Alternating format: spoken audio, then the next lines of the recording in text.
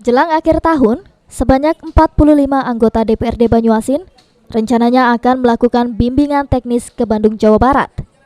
Tapi, rencana tersebut menjadi sorotan masyarakat.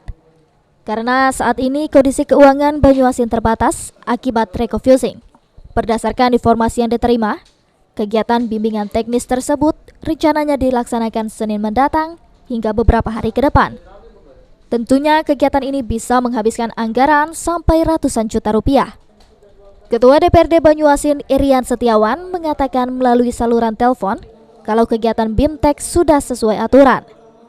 Orientasi BIMTEK sendiri menurut Irian kalau daerah lain biasanya dilaksanakan 4-5 kali, tapi Banyuasin hanya 2 kali karena terbatas anggaran. Sulaiman, PAL TV.